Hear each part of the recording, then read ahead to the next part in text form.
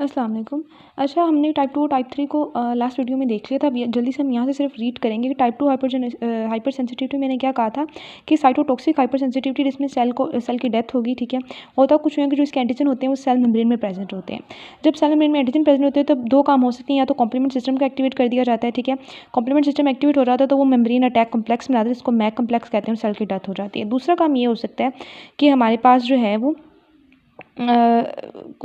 कहाँ गया, नेचुरल ये वाला। एक तो कॉम्प्लीमेंट मीडिएटेड लाइसिस होगी, जो कि इसकी एग्जांपल्स भी बताई हुई हैं, हीमोलिटिक एनीमिया में, ट्रांसफ्यूजन रिएक्शन में ये होता है। दूसरा ये होता है कि नेचुरल किलर सेल मीडिएटेड हो सकती है, नेचुरल किलर सेल जाएंगे और जाकर सेल को मार देंगे। ठीक है, सेल को किस तरह से मारेंगे, एंजाइम से क्रिएट करेंगे। वो एंजाइम जो है फिर वो सेल मेम्ब्रेन को क्या कर देती हैं, टारगेट करती हैं, और फिर सेल की डिस्ट्रक्शन हो जाती है। अब हमारे पास यहाँ पे भी पेनिसिलिन वाली बात है, जो मैंने बताई थी कि आरबीसी की प्रोटीन के साथ पेनिसिलिन अटैच हो जाती है, जिसकी वजह से फिर आरबीसी के अगेंस्ट एंटीबॉडीज़ बनती हैं और आरबीसी की डेथ करा देती हैं। ठीक है, उसके अलावा कोई इनकी एग्जाम्पल है वो प्लेटलेट के साथ बाइंड कर जाती है तो थ्रोम्बोसाइटोपिनिया हो जाता है। इसके अलावा यहाँ पे कुछ इन्फेक्शंस का बताया कि जैसे एम निमोनिया का इन्फेक्शन होता है, उसमें ये होता है। अच्छा, ये चीज़ भी इंपॉर्टेंट है, होता कुछ हुआ है कि उस बैक्टीरिया के किसी एंटीजन के अगेंस्ट एंटीबॉडीज़ बनती हैं, मतलब ये उस बैक्टीरिया का एंटीजन था, इसके अगेंस्ट एंटीबॉडीज़ बनी, लेकिन फिर वो एंटीबॉडीज़ अपनी बॉडी के किसी एंटीजन के अगेंस्ट भी एक्ट करना शुरू कर देती हैं, क्योंकि इन दोनों एंटीजन की स्ट्रक्चर ना बड़ी मिल जुल रही होती है।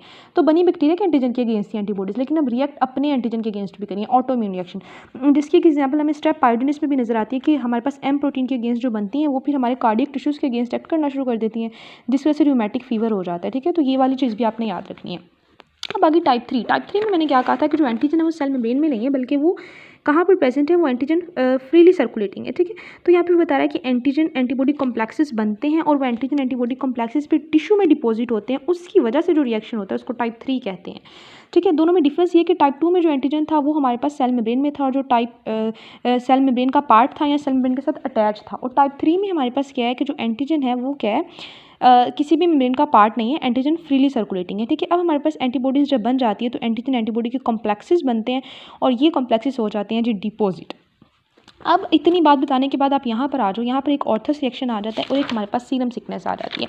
ऑर्थस रिएक्शन में ये होता है कि जो एंटीजन कॉम्प्लेक्सेस है ना, वो जिस जगह पर डिपॉजिट हुए हैं सिर्फ उसी जगह पर रिएक्शन होता है, मतलब लोकलाइज्ड साइट पर इम्यून कॉम्प्लेक्स जो है ना, लोकलाइज साइट पर डिपॉजिट है, किसी भी बॉडी टिश्यू में डिपॉजिट हो गया और सिर्फ उस टिश्यू में डिस्ट्रक्शन हो रही है, सिर्फ उस टिश्यू का डैमेज हो रहा है। इसे कहते हैं ऑर्थस रिएक्शन। ऑर्थस इसलिए क्योंकि सबसे पहले ऑर्थस ने इसे डिफाइन किया था इस रिएक्शन को। ठीक है, अच्छा, अब ये हो सकता है।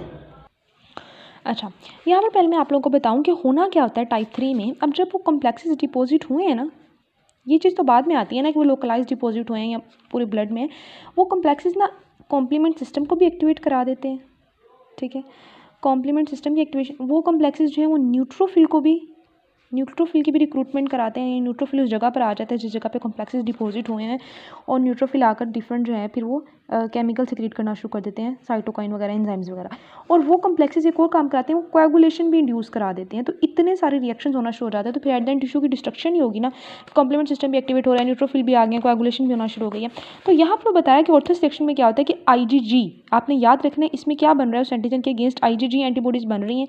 फिर ये आईजीजी एंटीबॉडी और जो एंटीजन का कॉम्प्लेक्स है ये वेसल्स में डिपॉजिट हो जाएगा, वहाँ पर पॉलीमॉर्फोन्यूक्लियर सेल भी आ जाएंगे, यानी न्यूट्रोफिल भी आ जाएंगे, वहाँ पर प्लेटलेट्स भी आना शुरू हो गए हैं, कोएगुलेशन भी होना शुरू हो गई है, वहाँ पर कॉम्प्लीमेंट सिस्टम भी एक्टिवेट हो गया है। ठीक है, अब वो कहते हैं कि आपने इसको टाइप 1 हाइपर सेंसिटिव से डिफ्रेंशिएट रखना है, क्योंकि टाइप 1 में आईजीई एंटीबॉडी आई थी और उस आईजीई एंटीबॉडी की वजह से मैस्ट सेल की डीग्रेनुलेशन हुई थी। लेकिन यहाँ पर एक तो आईजीजी एंटीबॉडी है, दूसरा यहाँ पर क्या किया जा रहा है, लार्ज कॉम्प्लेक्सेस बन रहे हैं और उन लार्ज कॉम्प्लेक्सेस की वजह से कॉम्प्लीमेंट सिस्टम एक्टिवेट हो रहा है। तो ये आपने याद रखना है। ठीक है, अच्छा, ये सारा प्रोसेस हमने देख लिया कि होना क्या, कॉम्प्लेक्सेस बनने हैं, उन टिश्यूज़ में डिपॉजिट होना है, ये 3 काम उन्होंने कराने हैं।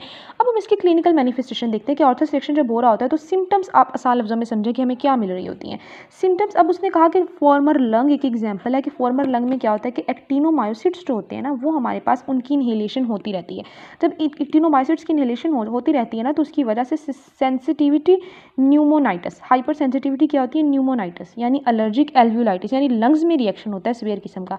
ऐसा क्यों, क्योंकि ये जो एंटीजन एंटीबॉडी का कॉम्प्लेक्स था ये लंग्स में डिपॉजिट हो गया, फिर वहाँ पे कॉम्प्लीमेंट सिस्टम एक्टिवेट हो गया, वहाँ पे न्यूट्रोफिल भी आ गए, वहाँ पर कोएगुलेशन भी होना शुरू हो गई, तो फिर इसको कहते हैं जी हाइपर सेंसिटिविटी न्यूमोनाइटिस। इसको फार्मर लंग भी कहते हैं। ये एग्जाम्पल है जो आपने याद रखनी है। ठीक है, अब आ जाओ सीरम सिकनेस। सीरम सिकनेस में क्या होना है कि ऑर्थस रिएक्शन में ये तो था ना कि लोकलाइज्ड इन्फ्लेमेशन हो रही थी, लोकलाइज जगह पर सारा काम हो रहा था, जैसे फार्मर लंग में सारा काम लंग्स में हो रहा था।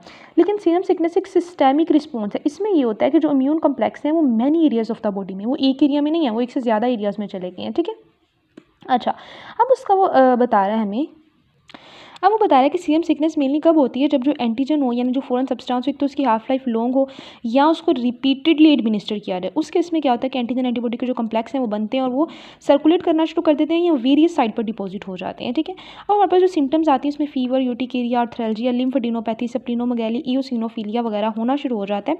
एक तो इसके सिम्टम्स फ़ौरन आते हैं ना, जैसे एंटीजन एडमिनिस्टर किया तो फ़ौरन से जो सिम्टम आएंगे उनको इमीडिएट सिम्टम कहते हैं, ठीक है।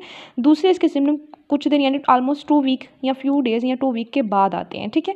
तो सीरम सिकनेस और आर्थर रिएक्शन इसकी एग्जांपल है। टाइप 3 जो मैंने आपको मैकेनिज्म बता दिया कि हमारे पास कॉम्प्लेक्सेस बनेंगे, देन कोएगुलेशन, न्यूट्रोफिल और कॉम्प्लीमेंट सिस्टम आएगा, टिश्यू डिस्ट्रक्शन होगी, वो आपने याद रखना है।